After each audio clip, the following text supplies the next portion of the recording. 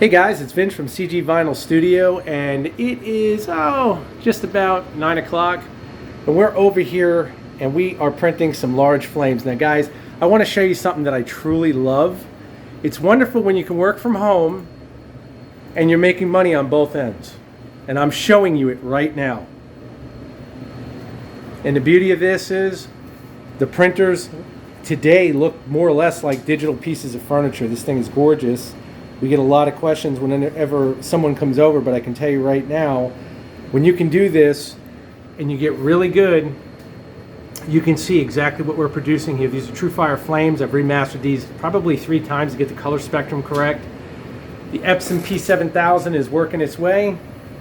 We're printing 3 sets. We only need 2, 1 additional set just in case you ever get a blem. I've dated that in other videos, and I will show you how these turn out as we go through the process. But the thing to keep in mind, and I cannot emphasize this enough, when you can work from your house and you have 2 streams of income literally going on at the same time, all of a sudden your bills, stress, everything starts to diminish very rapidly. Keep that in mind. Okay guys, we've got these TrueFire flames all knocked out. Joanna's doing the general weeding, but then we have that intricate weeding to really add detail to the flames. Now again, you can of course make these with any cutter. You're going to have a large process to actually get calibration to where these will look as if they're painted on. If you're not using a Suma, and I've had a Graphtec, and I can tell you, it can get calibrated excellent. It has to be done multiple times to really dial it in. This right now, you can see exactly what we've got here.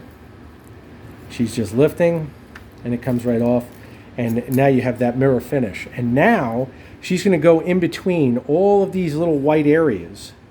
And this is the detail when you're doing graphics like this. And you see just how nice and clean. She'll just pull using that number 11 X-Acto blade. And again, very, very simple yet intricate process, because this is the detail. And again, you really can't tell the detail until these are applied to the model or whatever you're going to apply them to. But once again, looking at the color spectrum on these, they are amazing. And again, 3M8518, you can see that gloss. It's just insane. She's just weeding it. That looked like it was about 2 millimeters in size. She's just popping it up. There we go. So when you guys ask for pricing, if any of you are out there that are clients, or for that matter, anyone who's doing this kind of work yourself, remember you're going to have to price accordingly to your time. If this was a larger graphic of the same version, you would have a much larger area to weed, and of course the larger the graphic, the easier it is to weed. However, the byproduct of that also is that more areas that are intricate like that are going to take even more time. You don't want to rush the process to make sure that the graphic comes out as it should, and you can see these really look insane. There we go. Hand around with that light and you can see that gloss is just nuts.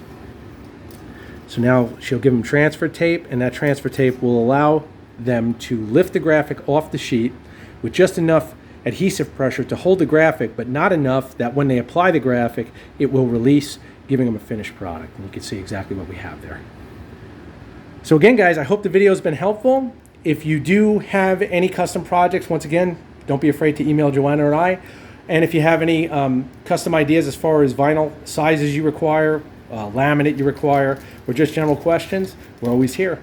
Thank you again for your support. Take care.